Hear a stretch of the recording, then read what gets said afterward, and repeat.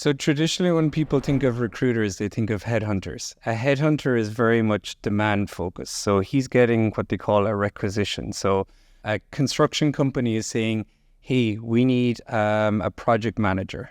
We need a project manager who can do high-rise construction. They must have 5 years of experience. They must be willing to work for this salary, and they have a degree in engineering. So that becomes looking for a needle in a haystack. So that's the traditional headhunt model. What I started off by doing was I was very focused on being candidate driven. So my goal was to, through moving to Canada, to identify quality international candidates, to work with them through the process of choosing a location in Canada, choosing the suitable role for them in Canada, identifying a list of companies.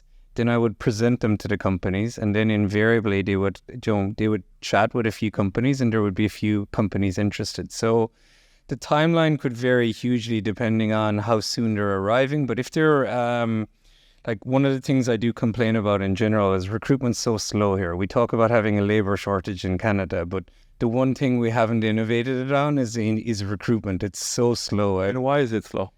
It's decision by jury. Nobody wants to make decisions in this country. That's why I find immigrants can do very well, because we can be more fast-paced and kind of deciding, okay...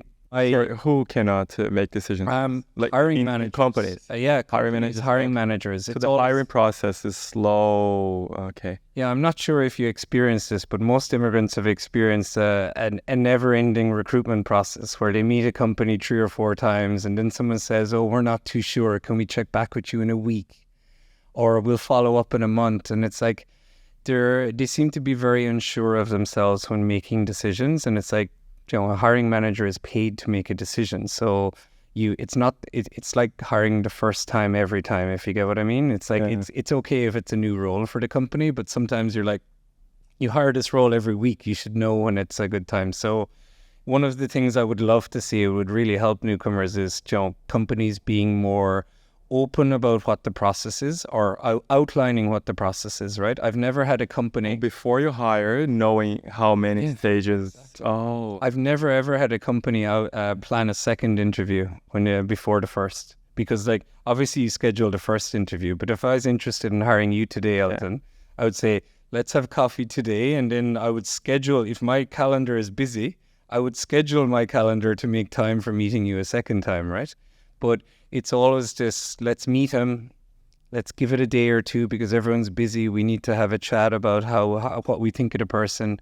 Then it's like, oh, we want to meet him again, but everyone's busy for the next few days, so we need to push it out again. So it's a very open-ended process, which doesn't really help when you're in a labor shortage. I think Canadian employers can be their own worst enemies, and I think a lot of newcomers can probably attest to that, because...